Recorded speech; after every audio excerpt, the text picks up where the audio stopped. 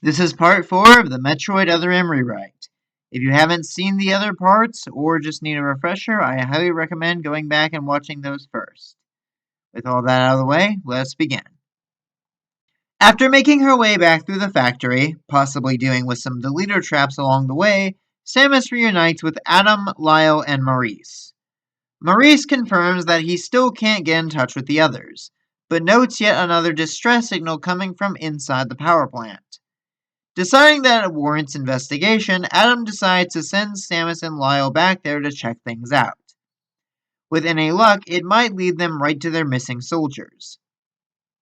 Maurice will remain at the command terminal to help hold down the fort. Samus interjects, stating that it would probably be better to head back to the testing grounds and try to pick up the trail from there. Her reasoning is that something is very clearly amiss aboard the station, and this convenient beacon could very well be a trap. Adam acknowledges the validity of her point, but insists that if Anthony and James are still alive, they most likely wouldn't still be in the testing grounds. Otherwise, they'd have used the lift in the observation deck to come back by now. Furthermore, even if it is a trap, investigating the beacon will most likely bring everyone a step closer to finding out who's really behind everything happening aboard the station. Finally, Samus relents. When Adam asks if she has any further objections, she doesn't respond. With that settled, Samus and Lyle gear up to head back into the power plant. Once they reach the plant, Samus uses her new sonar to search for signs of movement, only to uncover a section of the wall that seems thinner than the rest. Lyle blows it open with a few explosives, revealing a hidden passageway that seems like some kind of shortcut. The two head further in, but of course there are enemies waiting for them. Samus and Lyle fight their way through the hidden passageway, and Lyle points out that the whole place seems to be filled with energy storage units, like spare batteries, but questions what they're being used for. Of course, Samus doesn't know the answer, so she keeps quiet and keeps moving with Lyle in tow. Now, at some point, I'd like them to wind up separated. It doesn't really matter how. Maybe a bridge goes out, or perhaps a door suddenly shuts between them. The point is that Samus will have to progress alone for a bit, making her way deeper into this hidden part of the power plant. With no way forward himself, Lyle agrees to head back to Adam and Maurice for the time being, begrudging as he is to just leave the rest to Samus. Eventually, Samus makes it to a rather peculiar room suspended over what looks like a massive pit. There, in the center, Anthony sits alone, observing an active transmitter device. He looks up in surprise to see Samus, greeting her warmly. Samus says that she got his distress call, but Anthony quickly responds that he's not the one who set this beacon up. He and James were following it to its source before they suddenly got separated. The beacon led Anthony here, but there was no one around. Beneath her visor, Samus's eyes shoot wide. She tries to warn Anthony that they've been led into a trap, but it's much too late. From the shadows, a massive figure descends on Samus, grabbing her and slamming her against the wall of the chamber. It drags her around for a bit before throwing her back onto the platform. Okay, let's pause for a second to address what's going on. Yes, we're at that scene. Perhaps the most infamous moment in the entirety of Metroid Other M. Samus's confrontation with Ridley.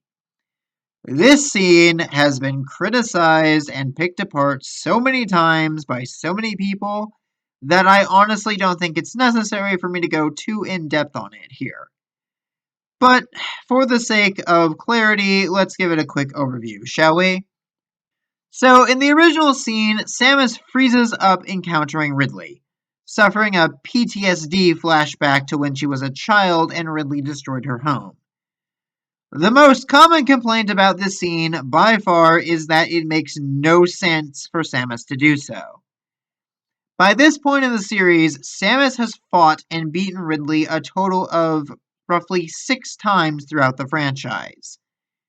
Well, technically 5, considering that you didn't originally fight him in Metroid 2 until the remake. But regardless of whether or not you want to retroactively count that, the point stands.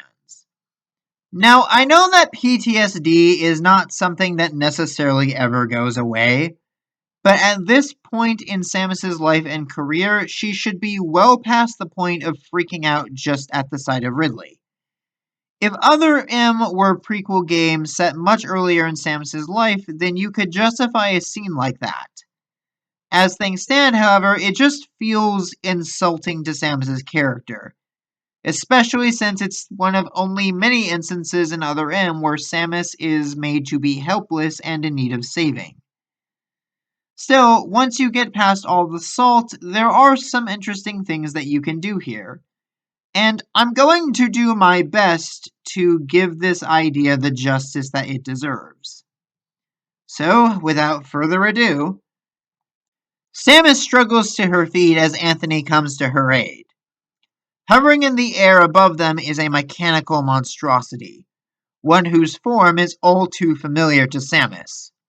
It's not exactly Ridley, nor even a clone. No, rather it resembles Mecha Ridley from Metroid Zero Mission, but more complete. Thicker armor, more robust movement, and an active thruster pack to keep it airborne. Oh, and of course it has legs and a tail now. Anthony examines the situation and decides that now seems like as good a time as any to break out the heavy artillery.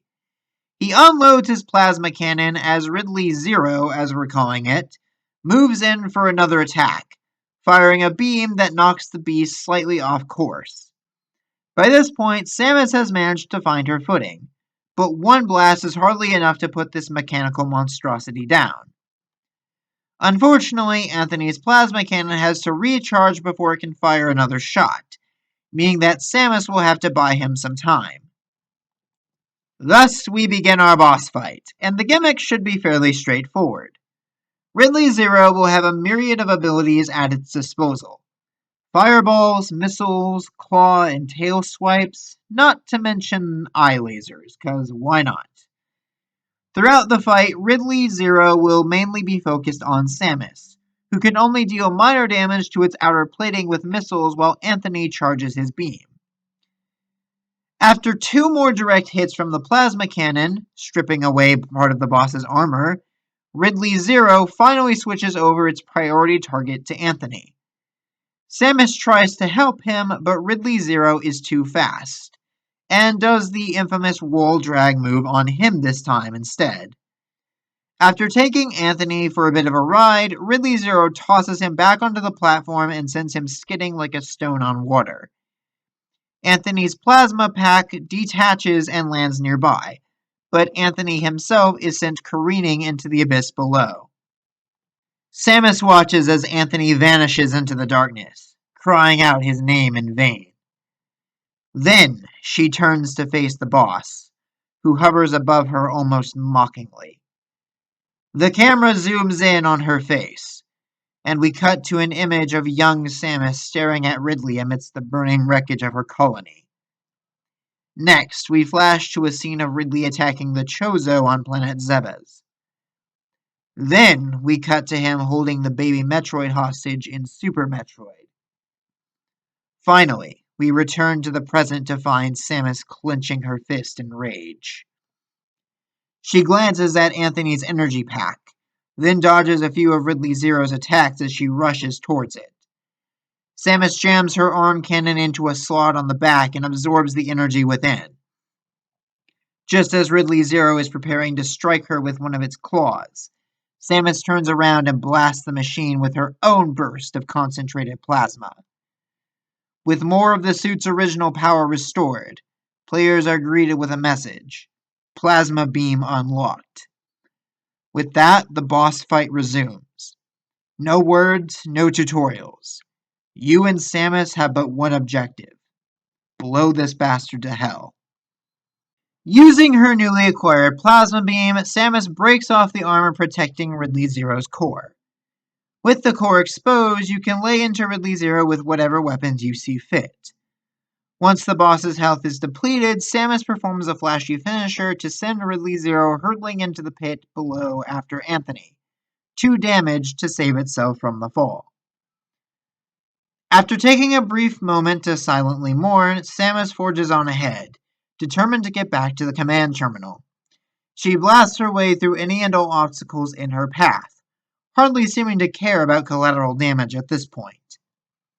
Eventually, Samus gets back to the power plant proper and from there makes her way to the command terminal once again. Unfortunately, there's no reunion awaiting her this time, nor even anyone to report to. Adam and Maurice are both gone, and the whole place looks to have been the scene of a firefight. After looking around for a bit, Samus discovers Lyle's corpse on the ground behind the console. She reels back, taking a few labored breaths before collecting herself. Samus aims her arm cannon around, but there's nothing and no one to shoot. Whoever did this has long since fled the scene. Luckily, there is a clue. As Samus examines the console, she sees several feeds from what look to be security cameras in the residential zone. To Samus's shock, she spots a red-haired woman in a lab coat moving through the ruins before vanishing into a building. Desperate for answers, Samus gives a respectful nod towards Lyle, then sets out to find the rest of the team, or whoever is responsible for their deaths.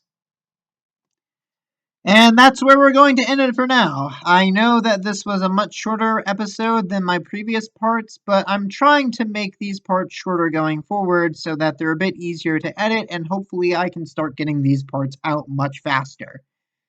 So, with that being said, until next time, stay bright.